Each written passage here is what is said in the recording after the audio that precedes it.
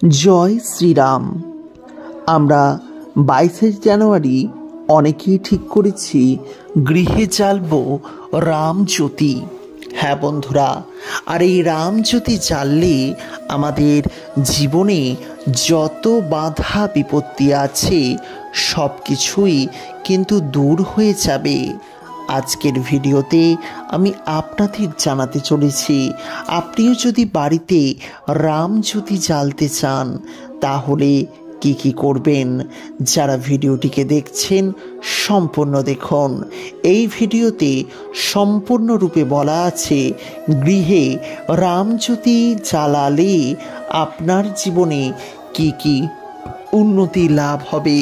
তাই যদি আপনি একজন হিন্দু ধর্মের মানুষ হয়ে থাকেন আর যদি গৃহে রামজ্যোতি জ্বালতে চান তাহলে অবশ্যই চেষ্টা করুন এই বিশেষ কাজগুলি করতে। নমস্কার বন্ধুরা, প্রত্যেককে স্বাগত জানাচ্ছি আমাদের সৌভাগ্য ইউটিউব চ্যানেলে। যারা প্রথমবারের জন্য আমাদের এই চ্যানেলের ভিডিও দেখছেন তাদের কাছে অনুরোধ রইল ভিডিওটিকে শেষ পর্যন্ত দেখতে থাকুন। ভালো লাগলে চ্যানেলটিকে সাবস্ক্রাইব করে পাশের নোটিফিকেশন বেলটি অন করে রাখতে ভুলবেন না। আপনারা প্রত্যেকেই জানেন বিষ্ণুর অবতার রাম ত্রেতা যুগে মানব রূপে এই ধরাধামে এসেছিলেন এবং তিনি রাবণ এবং অসুর সম্প্রদায়কে ধ্বংস করেছিলেন। আর এই যে রাম, এই রামের বিশেষ প্রিয় হলুদ রং, তাই তাকে হলুদ রঙের মালা পরিধান করানো হয়, হলুদ রঙের বস্ত্র, এবং এই হলুদ রঙের যে কোনো দ্রব্যাদি দিলে তিনি সব থেকেই যেন সন্তুষ্ট হয়ে থাকেন। তাই তো আপনাদের কাছে প্রথম অনুরোধ রইল, আপনারা অতি অবশ্যই পিতলের বা তামার প্রদীপ জ্বালাবেন।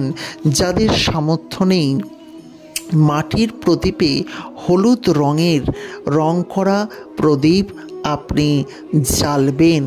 এছাড়া যদি পারেন যখন আপনি প্রদীপ জ্বালবেন অর্থাৎ বাড়িতে রামজ্যোতি জ্বালবেন, সেটি যাতে আপনার পরিবারের উন্নতি হয় তাই আপনি অবশ্যই বাড়ির পূর্ব দিকে এই রামজ্যোতি জ্বালবেন এবং চেষ্টা করবেন এমন প্রদীপ যার অন্তত 4টি মুখ আছে এবং এই 4 মুখই আপনি সর্ষের তেল দিয়ে রামজ্যোতি জ্বালুন।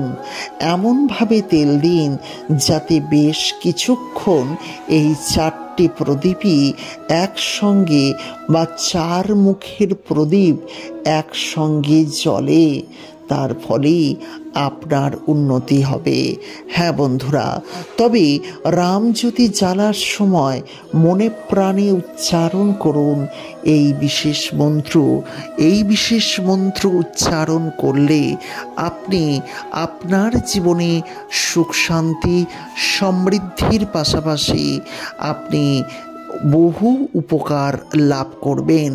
তাই যারা রামজ্যোতি জ্বালবেন বা রামলীলা দেখবেন তারা কিন্তু অবশ্যই চেষ্টা করবেন বাড়িতে এইভাবে রামের পুজো করতে।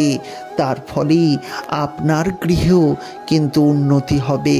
হলুদ রঙের গাঁদা ফুল, হলুদ রঙের মিষ্টান্ন, হলুদ রঙের ফল এবং হলুদ বস্ত্রের উপর রামকে বসিয়ে এই দিন পুজো করা অত্যন্ত শুভ বলে মনে করা হচ্ছে।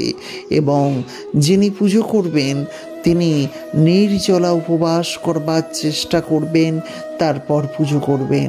সংযমী না হয়ে রামের গায়ে কখনো কিন্তু স্পর্শ করবেন না। এবং আপনারা রামজ্যোতি যে জ্বালবেন, রামজ্যোতি জ্বালার সঙ্গে সঙ্গে উচ্চারণ করবেন সেই বিশেষ মন্ত্র, যে মন্ত্র উচ্চারণ করলে আপনার জীবনে সুখ শান্তি সমৃদ্ধি আসবে এবং আপনি আপনার মনস্কামনা খুব সহজেই পূরণ করতে পারবেন। তাই সেই বিশেষ মন্ত্র আপনাকে উচ্চারণ করতে হবে অন্তত 108 বার। প্রিয় বন্ধুরা, আপনারা চেষ্টা করবেন তাই রাম প্রদীপ জেলে সেই মন্ত্র উচ্চারণ করতে, যাতে আপনার জীবনেও সুখ শান্তি সমৃদ্ধি সব কিছুই আসে এবং জীবনে কিন্তু আপনি সুদিন দেখতে পান। যারা ভিডিওটিকে দেখছেন তাদের উদ্দেশ্যে বলবো, অবশ্যই লিখে নিন। আপনি রামজ্যোতি জ্বালানোর পর উচ্চারণ করবেন, ওং শ্রী শ্রী ক্লিং রামচন্দ্রায় শ্রী নমঃ। ওং শ্রী শ্রী ক্লিং রামচন্দ্রায় শ্রী নমঃ। ওং শ্রী শ্রী ক্লিং রামচন্দ্রায় শ্রী নমঃ। হ্যাঁ বন্ধুরা, এই মন্ত্রটি অন্তত 108 বার উচ্চারণ করতে হবে, যার ফলে জীবনে আপনাদের আসবে সুখ শান্তি সমৃদ্ধি সব কিছুই, আর জীবনও হবে খুব সুন্দর। তাই প্রিয় বন্ধুরা, এই বিশেষ মন্ত্র উচ্চারণ করুন, খুব সহজেই আপনার জীবনের উন্নতি হবে, জীবনে বাধা বিপত্তিগুলি কিন্তু কেটে যাবে। তাই প্রিয় বন্ধুরা, এই বিশেষ মন্ত্র উচ্চারণের মাধ্যমে জীবনে সুখ লাভ করবেন। আজকে যারা ভিডিওটিকে দেখলেন অসংখ্য ধন্যবাদ জানাই ভিডিওটি দেখার জন্য। ভিডিওটি ভালো লাগলে লাইক করবেন, পারলে শেয়ার করবেন। পরবর্তীকালে ভিডিও দেখার জন্য চ্যানেলটিকে সাবস্ক্রাইব করতে ভুলবেন না। নমস্কার। জয় শ্রীরাম। আমরা 22 জানুয়ারি অনেকেই ঠিক করেছি গৃহে জ্বালবো রামজ্যোতি।